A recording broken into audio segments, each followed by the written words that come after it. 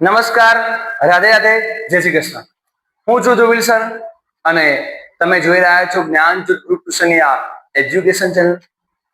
ધોરણ 8 માં ભણતા દરેકે દરેક વિદ્યાર્થી મિત્રો અને વાલી મિત્રોનું જ્ઞાનજ્યોત ગ્રુપ ટ્યુશન ચેનલ પર હાર્દિક સ્વાગત કરું છું.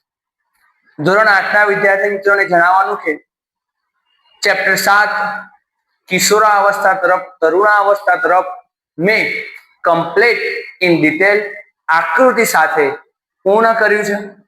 જો તમે મારી ચેનલ પર નવા હોય તો ખાસ મારી ચેનલને લાઈક કરજો, શેર કરજો અને સબસ્ક્રાઇબ કરી દેજો, જેથી કરીને આખું વિજ્ઞાન ધોરણ 8 નું સેમ 2 જેટલું છે એ દરેકે દરેક ચેપ્ટર હું લાઈવ લઈને આવવાનો છું, વિડીયો અપલોડ કરીશ અને તમારા મિત્રોને તમારે ખાલી એક જ કામ કરવાનું છે, વિડીયોને શેર કરવાનું છે.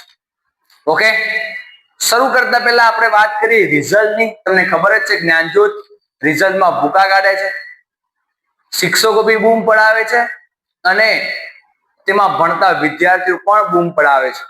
તો આજે વાત કરવાની છે પટેલ દેવની.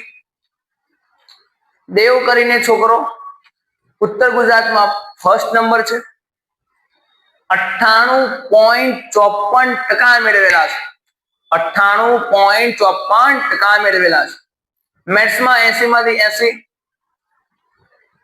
સાયન્સમાં 80 માંથી 80, ઇંગ્લિશમાં 79. વિચારો, ગણિતમાં 80 માંથી 80, એ પણ સ્ટાન્ડર્ડ મેથ્સ છે. સાયન્સમાં 80 માંથી 80, ઇંગ્લિશમાં 79, એસએસમાં 80, ગુજરાતીમાં 74 અને સંસ્કૃતમાં 80 માંથી 80. તો તમે પણ આવું એજ્યુકેશન મેળવવા ઈચ્છતા હોય તો અમારા ઓફલાઈન સેન્ટરની મુલાકાત લો. અમારું ઓફલાઈન સેન્ટર અલથાણ વિસ્તારમાં આવેલું છે, જેનું એડ્રેસ અહીંયા લખું છું. 143-144 શોપ નંબર છે. કોમ્પ્લેક્સ નું નામ છે ટાઈમ્સ વર્લ્ડ કોમ્પ્લેક્સ. ક્યાં આવેલું છે તો એટલાન્ટા મોલની એક્ઝેક્ટ સામે, અલથાણ, સુરત. નંબર છે મારો 990243 30/428 પર તમે મને ફોન કરીને પણ તમે મુલાકાત કરી શકો છો. તો આજે આપણે વાત કરવાની છે ધોરણ 8 માં ચેપ્ટર નંબર 8 બળ અને દબાણ. ઓકે, તો આપણે આજે શરૂ કરીએ. ચલો 2 મિનિટ.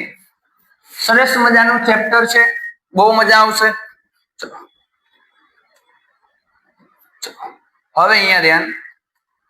ચેપ્ટર નું નામ છે બેટા ચેપ્ટર નંબર 8 બળ અને દબાણ. હવે તમને એવું થતું હશે કે સાહેબ બળ એટલે શું? ભાઈ તમને બળ નથી ખબર? તમને ખબર જ છે, કહી દો સાહેબ. ચલો, રિસેસમાં કોઈ છોકરો ધારો કે ઊભો હોય, પાછળથી તમે ધક્કો મારો, મન કોઈને શું કહેવાય? બળ લગાડ્યું કહેવાય. પણ એવું કરવાનું નથી.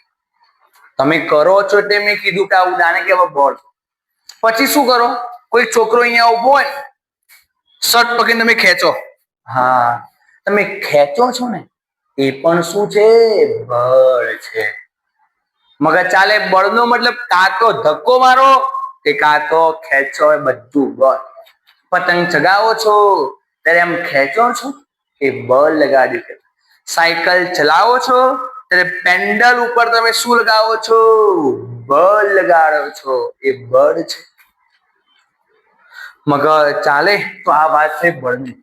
વાત કરવાનું છે પહેલા પ્રશ્નની આપણે બેટા. એવી પરિસ્થિતિના 2 ઉદાહરણ આપો કે જેમાં જોજો ધક્કો મારીને, શું મારીને? ધક્કો મારવાનો અને ખેંચીને પદાર્થની ગતિની અવસ્થા બદલી શકાય. ફરીથી એવી 2 ઉદાહરણ આપો. હું ધક્કો મારું અને હું ખેંચું તો ગતિની અવસ્થા બદલાય. હવે સાહેબ ગતિની અવસ્થા બદલાયનો મતલબ શું? ગતિની અવસ્થા એનો મતલબ એવું હોય બેટા કે કોઈ પદાર્થ સ્થિર હોય તો ગતિમાં આવે, ઊંધું, ગતિમાં હોય તો સ્થિર થાય. ધારો કે હું ઊભો છું અને પાછળથી કોઈ ધક્કો મારે તો પહેલા હતો સ્થિર, પછી આવી જાવ ગતિમાં. મગજ ચાલે? હવે મને કહો, ધારો કે અહીંયાથી બોલ આવે છે, તમે કેચ કરી લો, હતો ગતિમાં, તમે કેચ કરો, શું થઈ ગયું? સ્થિર. આ અવસ્થા બદલાય. ઓકે, ચલો પહેલો ધક્કા મારવાના ઉદાહરણ જો. ધક્કો મારો, બધાને ખબર છે ભાઈ, ક્રિકેટમાં તો છોકરાઓ પાછા જ ના પડે. ના ભાઈ, ચલો બેટ થી ફટકારેલ દડો, બેટ હોય ને આમ જોરથી મારો. તમે શું માર્યું? બોલ ને ધક્કો માર્યો. કોના વડે? બેટ વડે. તો બેટ થી ફટકારે દડો. સેમ હોકી સ્ટિક લો અને મારો, એ પણ થઈ ગયું. હાથની આંગળી વડે કેરમની કુકરી પર તમે શું મારો? ધક્કો મારો, બળ લગાવો, એ પણ લખી શકાય. હોકી થી ફટકારે દડો. બીજું બેટા, કોઈ છોકરાને ધક્કો મારવો, ધક્કો માર્યો, એ ગતિમાં આવી ગયું. બીજું, સાયકલ ના પેન્ડલ પર બળ લગાવવું, એ પણ સ્થિર હોય. ધક્કો મારો એટલે આગળ વધે. કોઈ ગાડી ઊભી છે, ગાડી કોઈ ઊભી છે, એને પાછળથી તમે ધક્કો મારો, એ પણ ધક્કાનું ઉદાહરણ થઈ ગયું. આવડે કે ના આવડે? ચલો, ટેબલ પર મૂકેલ પુસ્તકને ગતિ કરાવી. ધારો કે ટેબલ ઉપર પુસ્તક પડ્યું છે, આને હું અહીંયા ગતિ કે ધક્કો માર્યો, ધક્કો માર્યો, ધક્કો માર્યો, ધક્કો માર્યો, ધક્કો માર્યો, ધક્કો માર્યો, શું કરી ગતિ? એનો મતલબ બેટા જો, એનો મતલબ, આ બળ એટલે શું ખબર? બળ એટલે બળના બે ભાઈઓ, એક ધક્કો અને એક બીજું ખેંચવું. આ બંને હાથે હોય ને બે વસ્તુ થાય. પહેલા તો પદાર્થની અવસ્થા બદલાય, જેની આપણે વાત કરી. બળનો મતલબ પદાર્થને ધક્કો મારવો કે ખેંચવો. હવે ખેંચવાના ઉદાહરણો ભાઈઓને બહુ ખબર હશે બાપરાઓ. દયાજનક સ્થિતિ હોય, છોકરું નવા લગ્ન કર્યા હોય, છોકરું આવ્યું હોય, ઘરવાળી કે શોપિંગમાં જવું છે, ભાઈ બાપરો ના પાડી ના કે ઘરમાં જ મહાભારત થઈ જાય. બરાબર છે? રામાયણ ના થાય, મહાભારત થાય. ઓકે, ભાઈ બાપો કોઈ મોલમાં લઈ જાય, હાથમાં છોકરું તેડી હોય બાપરા, એક હાથમાં ટ્રોલી હોય, અને બૂન કપડો મૂક કરતી હોય, તો ગ્રોસરી સ્ટોરમાં ગયા હોય કરિયાણું લેવા, મોલમાં, ડીમાર્ટમાં ગયા હોય, રિલાયન્સમાં ગયા હોય, તો આપણી ઘરવાળી શું કરે? મૂકો મૂકો મૂકો મૂકો મૂકો. ભાઈ બાપરો છોકરાની તેર અને ટ્રોલીને ખેંચી જાય. ઘરવાળી કે અહીંયા આવો, પેલો બાપુ આમ જતો રહે, પેલા મારે જવું છે, બાપુ જતો રહે. શું કરે? ટ્રોલીને ખેંચ. અમુક વખત નવરાત્રીમાં તો દયા આવો તો ઘરવાળી નાચતી હોય ને ભાઈ બાપુ ટ્રોલીમાં પેલું છોકરાને ફેરવતું હોય. લો, તો આ મારા ને તમારા બધાના દિવસો આવવાના જ છે. વાત છે, હસી મજાક કરી દી. ખેંચવાના ઉદાહરણ, પેલું ટ્રોલીને ખેંચી. આવડે? બીજા નંબરે જુઓ, કુવામાંથી પાણી ભરેલી ડોલને ખેંચવી. સાહેબ, ખેંચી હોય તો ખબર પડે. કુવામાં, કુવો ના હોય તો કઈ નહીં, ઘરમાં આપણે ગામડે હોજ હોય, શહેરમાં તો ચકલી હોય. ચકલી કહેવાય કે નળ કહેવાય? ગામમાં બધા ચકલી જ કે, હવે ફેશન આવી ગઈ નળની. હને હોજ, હોજ એટલે કે જ્યાં પાણીનો આપણા ઘરે સંગ્રહ થાય, તો હોજ બનાવીએ. એમાં તમે ડોલ નાખો ને આમ ખેંચજો, અને ખેંચવું. મગજ ચાલે કે ના ચાલે? તો બધા ઉદાહરણ શું? ધક્કો મારવાના અને ખેંચવાના, કે જેને કારણે પદાર્થની ગતિની અવસ્થા બદલાય. પદાર્થની ગતિની અવસ્થા બદલાય. ઓકે, ખબર પડે છે? આગળ આવો, ચલો. પ્રશ્ન 2, બહુ મજા. એવી પરિસ્થિતિના ઉદાહરણ આપો કે જેમાં બળને કારણે, આ બળને કારણે આકાર બદલાય. પદાર્થનો શું બદલાય? આકાર. અહીંયા શું બદલાય? ગતિની અવસ્થા. કારણ કે હું અહીંયા ઉભો મસ્ત સિન્સિયર, ધક્કો મારે, ધક્કો મારે, ધક્કો મારે, હું હતો સ્થિર, આવ્યો ગતિમાં. મગજ ચાલે? આવડે કે ના આવડે? ચલો, આકાર બદલાય તો અહીંયા બીજો નંબર લખવાનો, આકાર બદલાય. ચલો, કયો આકાર બદલાય? પહેલું બધાને ખબર, ગુજરાતીની ભાષામાં કહી દો. ધારો કે મિની બોલ હોય, સ્માઇલી બોલ, ને અમે આમ દબાવો તો આકાર એનો બદલાય, મોટો નાનો થઈ જાય. બીજું સ્પંચ હોય, તમે દબાવો આકાર બદલાય. ઘરે મમ્મી લોટ બાંધે ને, આમ લોટ બાંધે એ તમે આમ દબાઈ દે તો બે હાથ વડે દબાઈ જશે. ફુગ્ગો,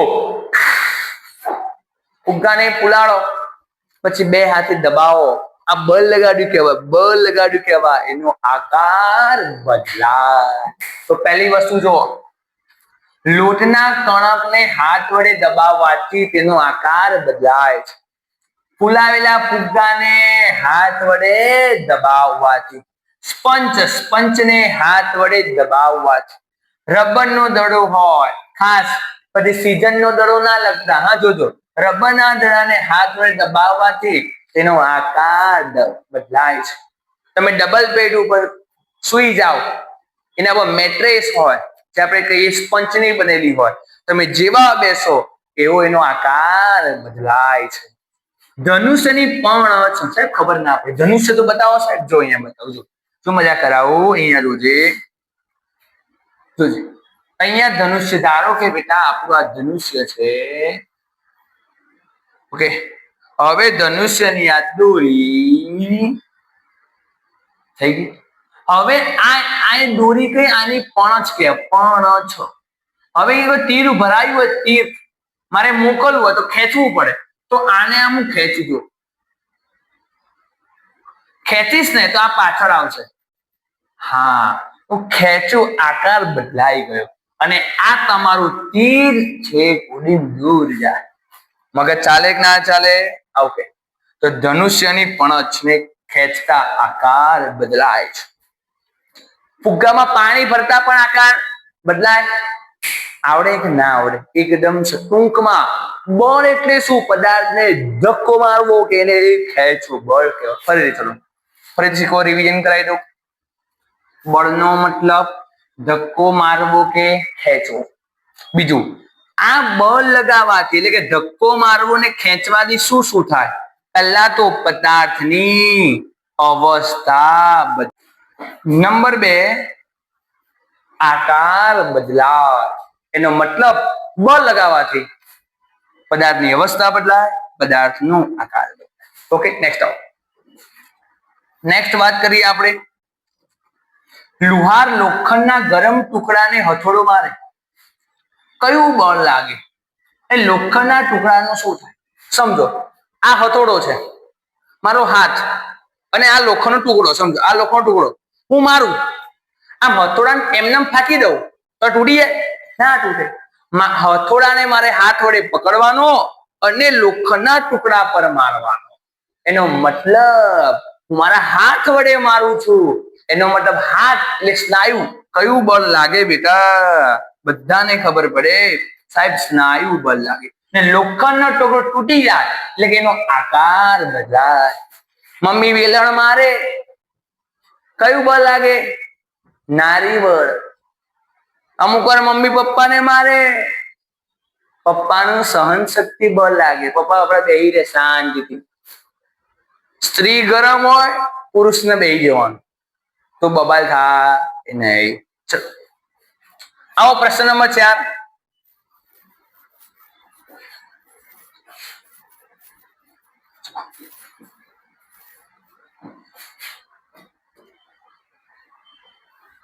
પ્રશ્ન નંબર 4 એકદમ આપણે કરાવેલો છે.